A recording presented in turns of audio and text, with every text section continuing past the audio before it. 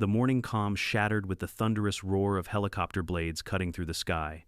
Our quiet, suburban street transformed into a scene straight out of a Hollywood blockbuster. Neighbors spilled onto their lawns, coffee mugs in hand, pajama pants flapping in the breeze, phones raised high to capture every second of the madness. And then came the shriek. Karen, our self-appointed HOA queen, burst out in a silk bathrobe, her hair wild eyes blazing with panic. She screamed as heavy chains locked around her precious Lexus, the SUV. She wielded like a crown and a weapon. With a slow, majestic lift, the car rose off the ground, dangling helplessly in the air. Sunlight flashed across the windshield, brilliant and blinding, as gasps and cheers erupted from the crowd. My driveway was finally clear, but Karen's reign was about to crash down in spectacular fashion. Before we dive in, let me know in the comments, where are you watching from, and what time is it right now? When people ask me what it's like living under an HOA, I tell them imagine a circus without clowns, because here the neighbors are the clowns. And leading this parade of nonsense, Karen, president of the HOA, self-proclaimed savior of the subdivision and part-time dictator with a clipboard. I'd been living in Maple Crest for over 15 years. Bought the house back when the neighborhood was still simple, kids on bikes, barbecues on the weekends, and neighbors who minded their own business. But then Karen showed up. The day she moved in, it was as if the air itself got heavier. She strutted down the sidewalks like she owned the asphalt, barking at kids to stay off her grass, measuring hedges with a ruler, and writing violation notices like they were love letters to herself. Now, I'd had run-ins with her before. She didn't like my rose bushes, said they were untamed, and in violation of community aesthetics. Untamed. Like they were wild lions instead of flowers. I told her politely that my roses had been there longer than the HOA charter. She sneered and said rules are rules. That was Karen's mantra. Except funny enough, rules never seemed to apply to her. So imagine my delight when I woke up one sunny Tuesday morning, walked out with my cup of coffee, and saw a gleaming white Lexus SUV parked sideways across my garage. Not in front of the curb, not on the street. No. She had nosed it directly across my driveway, blocking both my garage doors with the precision of someone who had rehearsed the move. At first I thought maybe it was some accident. Maybe she'd lost control. But then I saw it, the smug little note under my windshield wiper. In big block letters, perhaps this will remind you that no one is above HOA compliance.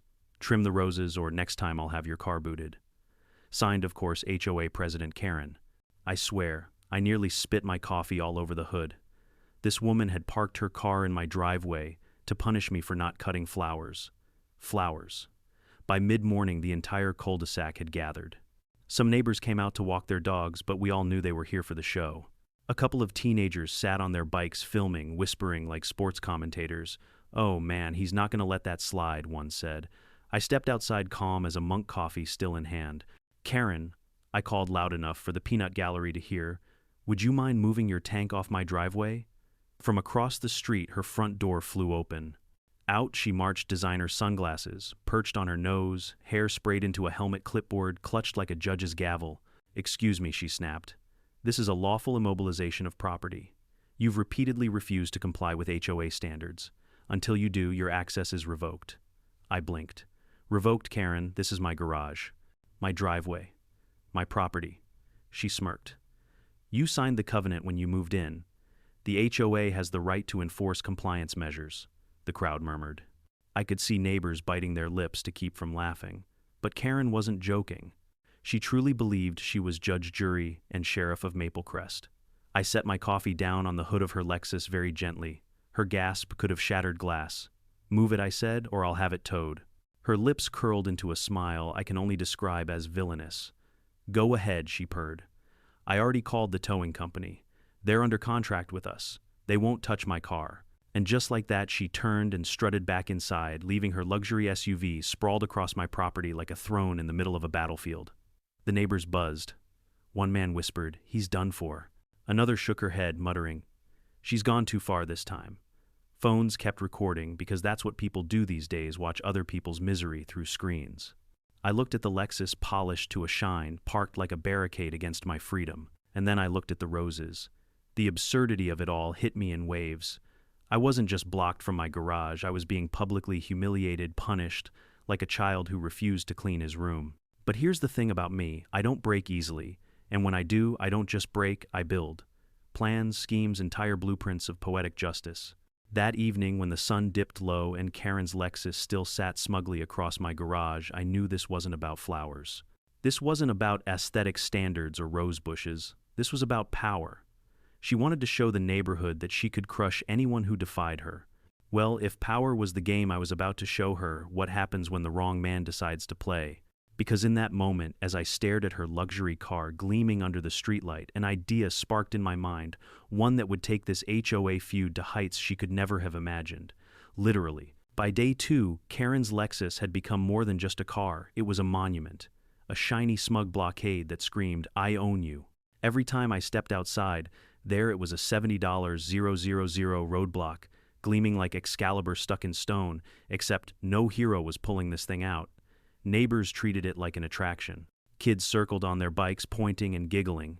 Joggers slowed their pace just to snap photos. One guy even set up a lawn chair across the street, sipping lemonade while giving play-by-play updates to anyone who walked by. And Karen, she loved every second. She paraded around in her oversized sun hat and pink tracksuit, waving to people like she was hosting a neighborhood festival. "That's what happens when you don't follow the rules," she'd say loudly enough for everyone to hear. "I'm just maintaining order." Order, sure. If by order she meant chaos dressed up in designer sunglasses. On the third morning, I caught her out front, holding court like a queen in exile. Clipboard in hand, she lectured 3 poor souls about their recycling bins not being color-coordinated with the HOA-approved palette. All the while, her Lexus still straddled my driveway, casting a long, shiny shadow across my garage doors. Finally, I walked over. Calm collected my voice, dripping with sarcasm. "Morning, Karen. Just curious, how long are you planning to run this little garage blockade festival?" She didn't even look at me. "Until compliance is achieved," she said, scribbling furiously on her clipboard. "Compliance," I repeated. "Karen, these are roses. Not toxic waste. Roses." She turned then, lowering her sunglasses with a theatrical flair. Her eyes glittered with triumph. "Rules are rules. And until you cut them down to regulation height, you'll find your property access restricted." The neighbors leaned in, phones, angled lenses zooming. It was no longer just a conflict, it was a spectacle. I swear I could hear the faint hum of a live stream notification pinging in the distance. I laughed. Not a chuckle, not a polite laugh, but a full, booming laugh that echoed down the cul-de-sac. "You're really proud of yourself, huh?" she sniffed. "Someone has to maintain standards around here. Otherwise, Maple Crest will look like, she waved vaguely at my lawn, "like this." Gasps rippled through the crowd. My lawn was immaculate, better than most on the block. This wasn't about landscaping. This was about Karen flexing her HOA crown in front of an audience. But the thing about audiences is this: they remember the show, not the rules. And Karen was giving them a show they'd never forget. That evening, I watched from my porch as Karen strutted back to her Lexus, patting the hood like it was a faithful guard dog. "Good work today," she murmured, loud enough for me to hear. Then she walked inside, leaving the car like a sentry across my garage. I took a sip of my bourbon, and a thought hit me like a lightning strike: she wasn't moving that car anytime soon. She wanted it there. It was her victory flag. Fine, let her wave it. Because the higher she climbed on her little tower of arrogance, the harder she'd fall when I kicked it out from under her. The next morning, I tried the police not because I thought they'd help, but because I wanted the comedy. Sure enough, the officer who answered chuckled and said, "Sorry, sir, sounds like a civil matter. We can't tow without a direct violation of city code." "Civil matter," I muttered after hanging up. "That's HOA code for you're on your own." So I checked with towing companies. Guess what? Karen had them all in her pocket. She'd arranged a community towing contract months earlier. They wouldn't touch her Lexus even if I paid triple. That's when it hit me. Karen thought she was untouchable. She thought she'd built herself a fortress of rules and contracts. But I've never been much of a rule follower. And when the rulebook's rigged, the only thing to do is change the game. The neighborhood gossip reached fever pitch by day 5. People whispered about how I hadn't backed down, how Karen was pushing harder than ever, how the tension was thick enough to cut with hedge clippers. Even folks who hated my roses started rooting for me just to see Karen lose. One neighbor, old Mr. Jenkins, shuffled up to me while I was checking the mail. He leaned in and said, "Son, I've lived here 30 years.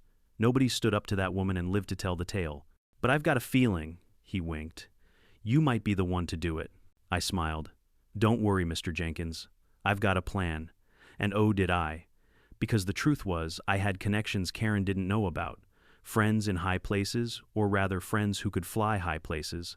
All I had to do was bide my time, let her dig herself deeper, and wait for the perfect moment to pull the rug out, so I let her Lexus sit there like a monument. I let her preen in front of the neighbors, soaking in her 15 minutes of fame. I let her believe she'd won. And every night as I sipped bourbon on my porch and watched her smug shadow disappear behind her curtains, I planned, I mapped, I prepared. Because if Karen wanted to humiliate me publicly, I was about to return the favor on a scale so grand she'd never recover. After all, if she could turn my driveway into her stage, I could turn her car into my prop. And soon, very soon, Maple Crest was going to see a show unlike anything they'd ever imagined. There's a saying I heard once: never wrestle with pigs, you both get dirty, but the pig likes it.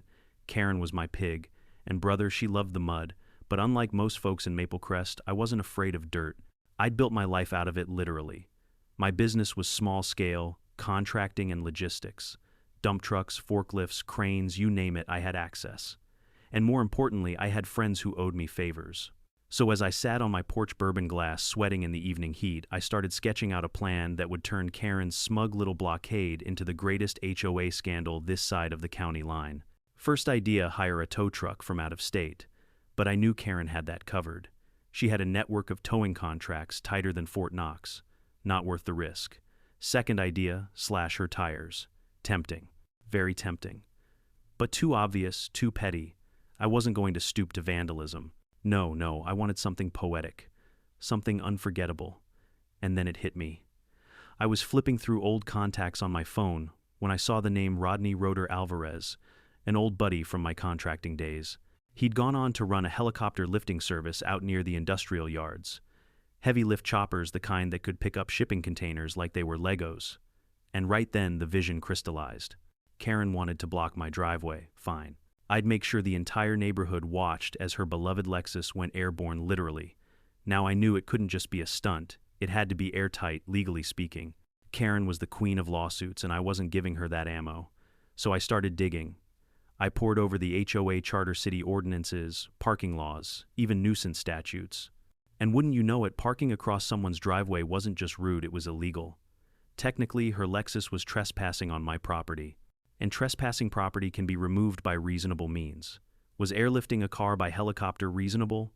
Maybe not in most neighborhoods. But Maple Crest had never met me. Still, I wanted backup. So, I consulted a lawyer, buddy of mine, nothing formal, just a beer over lunch. I laid out the scenario without names. He smirked, took a sip, and said, "If it's blocking your garage and you've got evidence, technically it's trespass. Just don't drop it on a freeway or something." I nodded. "What about, say, a lawn?" He raised an eyebrow. "As long as you've got permission, it's your circus." Permission. That was the key. See, I knew Karen wasn't acting alone. She had allies on the HOA board, sure, but her biggest enabler was the mayor. Turns out the two of them were golf buddies, thick as thieves. Rumor was Karen had donated a hefty chunk to his last campaign. In return, he turned a blind eye to her creative interpretation of HOA power. So what better place to return her little gift than right on his perfectly manicured front lawn? It was poetic symmetry. Her weapon of control, her Lexus, dumped like a spoiled child's toy at the feet of the man who'd allowed her to run wild. I could already see it, cameras flashing, neighbors cheering, Karen screaming. A scandal big enough to shake Maple Crest to its foundation. Now all I had to do was set the trap. I called Rodney. "Hey, Rotor," I said, using his old nickname. "You still running that heavy lift service? You know it," he replied, his voice buzzing with the excitement of a man who loved machinery more than people. "What do you need?" "Moved." I hesitated, savoring the moment. "A car." Silence. Then laughter. "A car, man, my birds carry steel beams, not Toyotas." "It's not a Toyota," I said. "It's a Lexus. And it's parked illegally across my garage." His laughter stopped. "Illegally, yep. Got photos, got witnesses, got everything I need. Question is, can you airlift it without scratching the paint?" I swear I could hear his grin through the phone. "Send me the address. I'll make it happen." We picked Saturday morning. Early enough that the whole neighborhood would be awake, late enough that people would still be lounging in their robes and slippers, prime audience conditions. I didn't advertise it, but I dropped a few subtle hints to trusted neighbors. "Might want to have your phones ready Saturday," I told Jenkins. His old eyes lit up like a kid on Christmas. Meanwhile, I played it cool with Karen. Every time I saw her, I acted resigned, defeated even. I let her think she'd won. One afternoon, she caught me staring at her Lexus, and she smirked. "Getting used to the view?" she asked. I shrugged. "Guess so. You've got me beat, Karen. She beamed like a queen accepting tribute. That's what happens when you fight the HOA. Oh, Karen, if only you knew what was coming. The night before the big event, I hardly slept. I sat at my kitchen table, maps and photos spread out, checking every detail. Rodney had his rigging gear ready. Chains, straps, hooks, all industrial grade. We'd done risk assessments. We'd rehearsed the lift on paper. It was foolproof. By the time the sun started to rise on Saturday, I was buzzing with anticipation. I poured my coffee, stepped out onto the porch, and looked at the Lexus, gleaming in the early light. Tomorrow, it wouldn't be here. Tomorrow, it would be the centerpiece of the greatest HOA drama Maple Crest had ever seen. And when it was over, Karen would learn the most important lesson of her life. Don't start a war with a man who knows how to fly. Saturday morning in Maple Crest usually meant quiet lawns, the smell of fresh-cut grass, and maybe the sound of kids pedaling their bikes before the heat set in. But not this Saturday.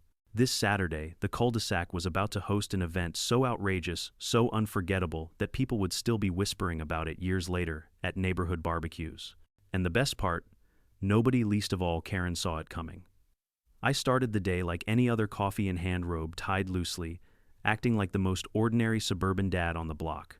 I strolled out to pick up my paper, even though I hadn't subscribed in years.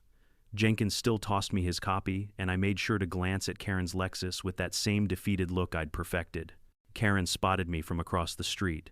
She was already outside, sipping what she probably called a detox smoothie, but looked suspiciously like a neon swamp in a glass. "Good morning," she called sweetly, though her tone carried the smugness of a cat that just ate a canary. "Morning," I replied, keeping my voice low, weary. "Guess I'll just mow around your car today." She laughed, a sharp grating sound that carried across the lawns. "See, you're learning. Compliance doesn't have to be painful." Oh, if only she knew. Inside my house, every detail of the operation was already in motion. Rodney had texted at 6:30 sharp, bird warmed up. ETA 900. Weather's clear, we're good to fly. My heart thudded with anticipation. 9 o'clock meant the neighborhood would be wide awake, sipping coffee, scrolling on their porches, ready to be entertained. It was perfect. But I couldn't tip my hand too soon. So I went about my morning routine deliberately slow. I hosed down my roses, hummed an old tune, waved politely to neighbors gathering like birds on a wire. Jenkins caught my eye and gave me a wink so exaggerated it could have been seen from space. He knew. A few others knew too, just enough to guarantee the crowd would be ready with cameras when the time came. Meanwhile, Karen had doubled down on her public humiliation campaign. Around 8:15, she held an impromptu HOA sermon right there on her lawn. Clipboard in hand, she barked about recycling bins, garage paint colors, and community standards. At one point, she jabbed her pen toward me. And some people, she declared, still refused to take responsibility for their landscaping violations. But rest assured, the HOA board has ways of making sure everyone complies, one way or another, neighbors murmured. A few rolled their eyes, others filmed. Karen mistook their silence for obedience, basking in her authority like a general before battle.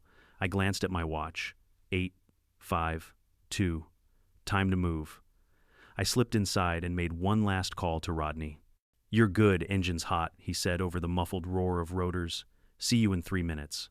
I stepped back out onto my porch, trying to act casual, though the buzz in the air was electric. The first faint thump, thump, thump echoed over the horizon. Heads turned, dogs barked. Coffee mugs froze mid-sip. Karen frowned, shading her eyes. What on earth? The sound grew louder, closer, until even the most oblivious neighbor realized something big was coming. A heavy-lift helicopter crested the tree line, its blades chopping the air like a giant war drum. Sunlight flashed off its windows, and the downdraft sent tree branches swaying. Gasps rippled through the cul-de-sac. Phones went up instantly. "Oh my God, is that?" someone whispered. Karen squinted, confused, but annoyed, as though a helicopter had the audacity to intrude on her kingdom. "This is a residential neighborhood," she screeched. "Who allowed?" Then the chopper lowered, hovering directly above her Lexus. The roar was deafening. Wind whipped across the lawns, sending papers flying and knocking over a couple of lawn chairs. Neighbors clutched their hair, their hats, their lattes. Karen stumbled, her robe flapping wildly. What is this?" she shrieked. And that's when Rodney's team rappelled down like commandos, quick and precise. In seconds, industrial-grade chains were looped around the Lexus, hooked tight, double-checked. The crowd was ecstatic, filming every moment. Laughter and cheers mixed with the thundering blades. Jenkins shouted over the noise. "It's happening! He's doing it!" Karen was beside herself.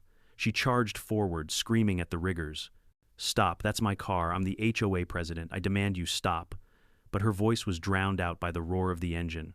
Her precious Lexus rose tires, leaving the pavement chains clinking.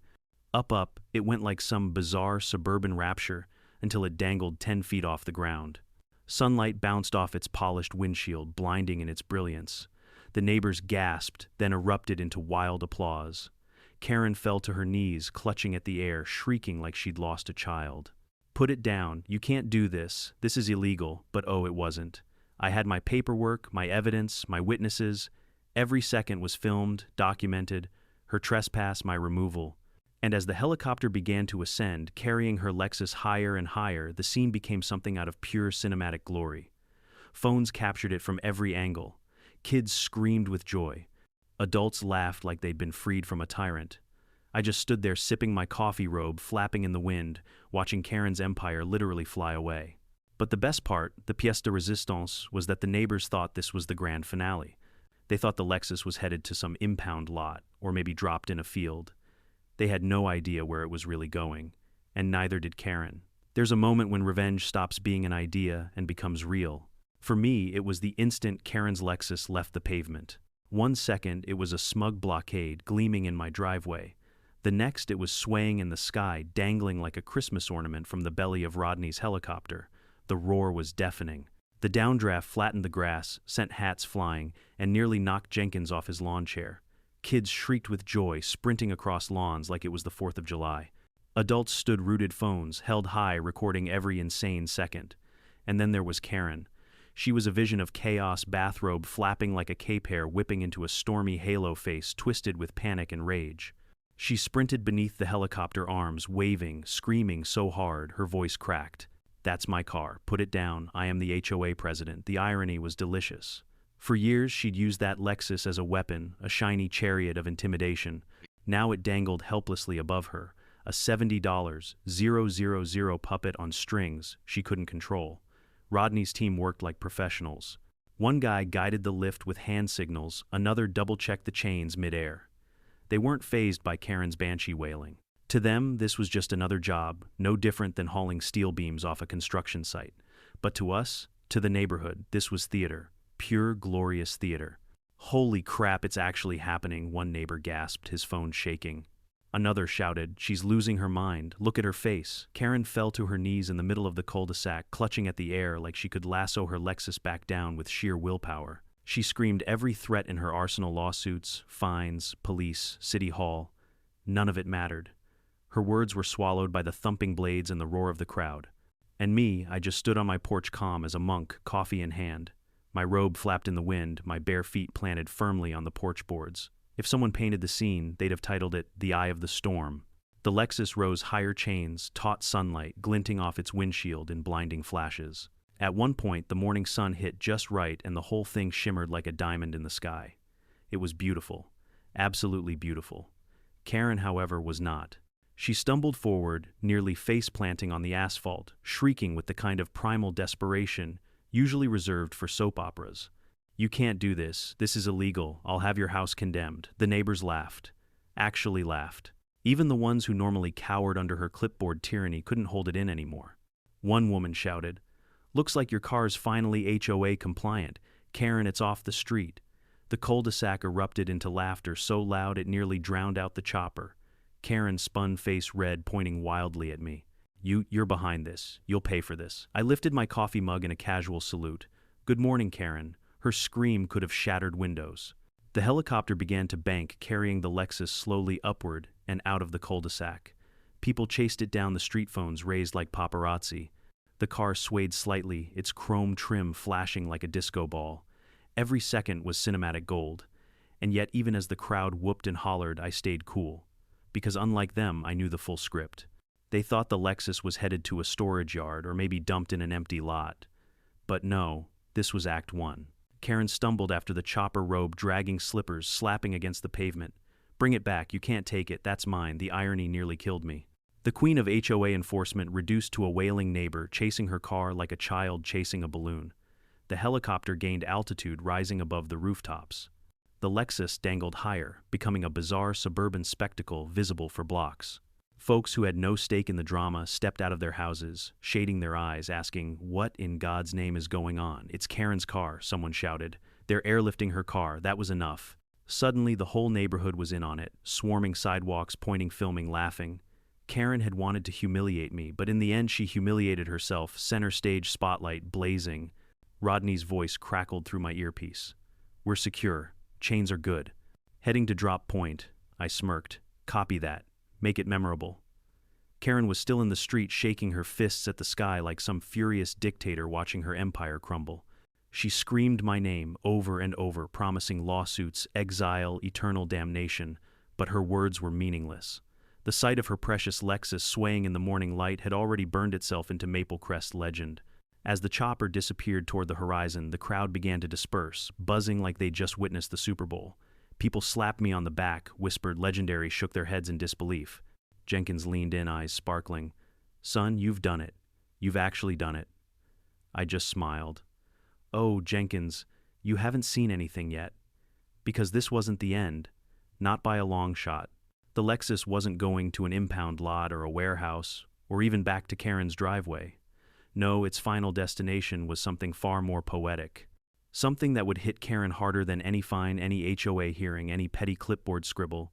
It was headed straight for the mayor's front lawn. The same mayor who had empowered Karen, backed her petty tyranny, and let her rule Maple Crest like a dictator. And when that helicopter dropped her car onto his manicured grass in front of half the city's social elite, the fallout would be nuclear. I took one last sip of my coffee, savoring the calm after the storm. Karen thought she'd seen humiliation. She had no idea. The real show was only just beginning. The helicopter's thumping faded into the distance, but the buzz in Maple Crest only grew louder. Neighbors lingered in clusters, rewatching their videos, laughing, replaying the sight of Karen's Lexus dangling in the air like some oversized Christmas ornament. Karen, meanwhile, was a wreck. She collapsed in the middle of the cul-de-sac, her robe-twisted hair in disarray, mascara smudged into black streaks. She looked less like the HOA president and more like a washed-up villain at the end of a bad soap opera. But even then, she still managed to screech, "He'll pay for this. You'll all pay." If only she knew how far the spectacle was about to travel. See, Rodney and I hadn't just picked any drop-off location. We wanted irony. We wanted justice. And we wanted maximum audience exposure. So we picked the one man who had quietly fueled Karen's reign of terror, Mayor Douglas Whitfield. Doug was a slick operator. A politician who wore golf shirts like armor and thought handshakes were a form of currency. He and Karen were thick as thieves. She cut checks for his campaign. He gave her free reign over Maple Crest. Together they turned the HOA into a dictatorship. So, where better to deliver her prized Lexus than his perfectly manicured country club approved, front lawn Rodney's chopper thundered over the city, the Lexus swaying beneath it like a bizarre chandelier. Cars pulled over. Pedestrians pointed and shouted. People leaned out of office windows with their phones. By the time they reached the mayor's gated estate, half the town already knew something insane was happening. Social media lit up. "Helicopter carrying a car downtown," one post read. "What the heck is going on?" another said, accompanied by shaky footage of the Lexus dangling over Main Street. And then came the drop. Mayor Whitfield was in the middle of hosting a weekend brunch on his lawn, a real who's who of city elites. Council members, donors, golf buddies. Champagne glasses clinked, laughter floated through the air, a string quartet played something delicate. Until the shadow fell. The guests looked up, shielding their eyes as the helicopter descended, blades, whipping tablecloths and sending napkins flying. The string quartet scattered. Plates of eggs Benedict toppled. And there, dangling above them, like divine judgment, was Karen's gleaming white Lexus.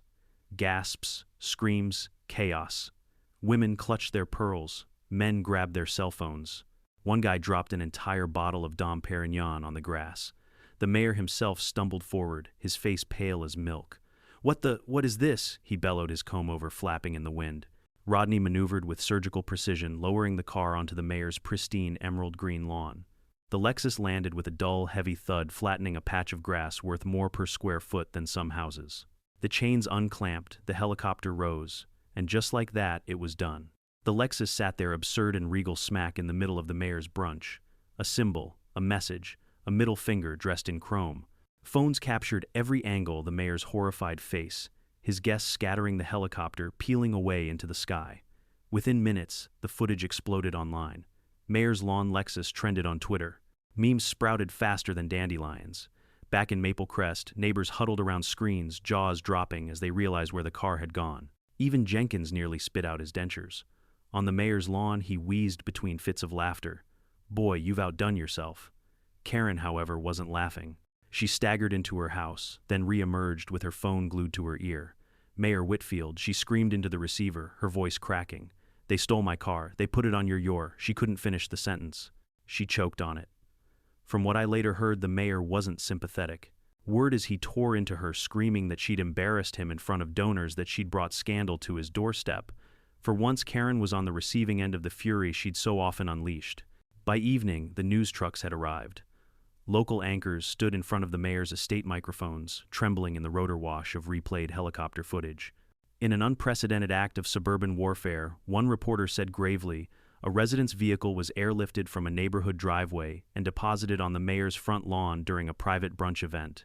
The motives remain under investigation, but sources say the vehicle belonged to none other than HOA President Karen Whitmore.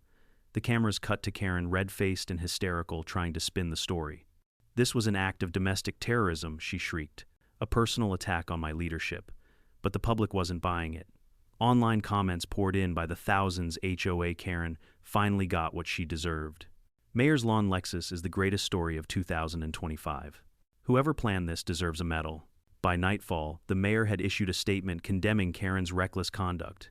He fined her personally for property damage to his lawn, threatened further legal action, and quietly pulled his support from her HOA antics. In one day, Karen went from queen bee to national laughingstock. Her power base crumbled. Neighbors who once cowered under her clipboard now mocked her openly. Kids rode their bikes past her house, chanting Mayor's lawn Lexus like it was a new nursery rhyme. And me, I sat on my porch, bourbon in hand, watching it all unfold with the satisfied calm of a man who had played the long game and won. But the real victory wasn't just the car or the lawn or even the memes. The real victory was this: for the first time in years, the neighborhood saw Karen for what she truly was. Not a leader, not a protector, just a bully in a bathrobe undone by her own arrogance. The helicopter had flown her power away, and it wasn't coming back. The morning after the mayor's lawn Lexus incident, Maple Crest felt different. Lighter, quieter, like someone had finally cracked open a window in a stuffy room. For years, Karen's voice had been the soundtrack of our neighborhood, her shrill lectures, her threats disguised as reminders, her footsteps pacing sidewalks with clipboard in hand. But that Sunday morning, silence. Nah pink tracksuit, nah sunglasses glinting like weapons, nah Lexus. Instead, the cul-de-sac buzzed with something new: laughter. Jenkins strolled past my roses, chuckling under his breath. The teenagers who once dreaded her rules now biked circles in the street, chanting Mayor's lawn Lexus like it was the chorus to a summer anthem. Parents waved at me, some timidly, some boldly, like I had just slain the dragon for them. Karen, of course, tried to fight back. She called an emergency HOA meeting Monday night, striding in with her hair lacquered stiff and her pride stitched together with tape. But the room wasn't hers anymore. I was there, sitting in the back, sipping water, and watching as the board members shifted uncomfortably under her glare. "We must restore order," she barked. That man, she jabbed her pen toward me, is a menace to this community. He staged a terrorist stunt against my property and our mayor. The board didn't clap. They didn't nod. They just stared. Finally, one member, a woman Karen used to bully over mailbox paint, spoke up. "Karen, you parked your car across his driveway. That's illegal. You brought this on yourself," the room murmured. Karen's face turned red. She sputtered excuses, but the tide had turned. For the first time in her reign, the board voted against her. They stripped her of her presidency that night, leaving her standing alone, clipboard trembling like a dethroned monarch. By Tuesday, the mayor had filed charges against Karen: trespassing, public nuisance, property damage. He fined her thousands of dollars for the ruined lawn. The city attorney threatened to dig deeper into HOA corruption. Suddenly, Karen wasn't Maple Crest's queen. She was its cautionary tale. And me, I went back to living my life. I trimmed my roses when I felt like it, not when she demanded it. I parked my truck in my own driveway without fear of another pink slip. I grilled burgers on my porch while neighbors waved instead of whispering. One evening, Jenkins joined me for a drink. He stared out at the cul-de-sac, still chuckling. Never thought I'd see the day, he said. Karen taken down by a helicopter. I smiled. Sometimes you've got to fight fire with fire, or in this case, ego with altitude. He clinked his glass against mine. Legendary. But I'll be honest, as sweet as the victory was, it wasn't about humiliating Karen. Not really. It was about balance. About showing that bullies can't win forever no matter how loud, no matter how entitled. About proving that if you push good people too far, eventually they'll push back.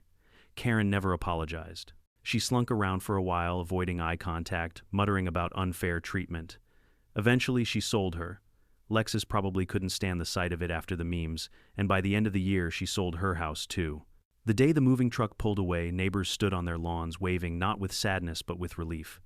The air smelled fresher, the birds sang louder. Maple Crest was free. And as I stood by my roses, bourbon in hand, I thought about the whole saga. About the helicopter, the chains, the roar of the blades. About Karen's scream as her Lexus rose into the sky. About the crowd's laughter when it landed on the mayor's lawn.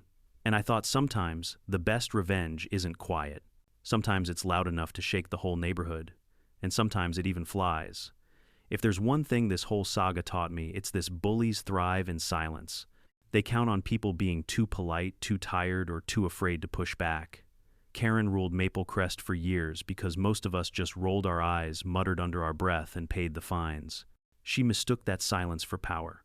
But power built on fear is fragile. The moment someone shines a light on it, the whole illusion crumbles. And that's exactly what happened when her Lexus flew over Maple Crest and crash-landed metaphorically and literally on the mayor's lawn. Now, I'm not saying everyone should go out and rent a helicopter, but I am saying this: don't let small tyrants dictate the quality of your life. Whether it's an HOA president, a boss, or just a toxic person in your orbit, you have more tools than you think. Creativity, courage, and a little bit of humor can go a long way. At the end of the day, standing up to bullies isn't about revenge, it's about dignity. It's about reminding yourself and everyone watching that you're not someone to be stepped on. So tell me, what's the worst HOA or neighborhood story you've ever witnessed? Drop it in the comments. And if you enjoyed this tale, hit subscribe, because trust me, there are plenty more HOA dramas to come.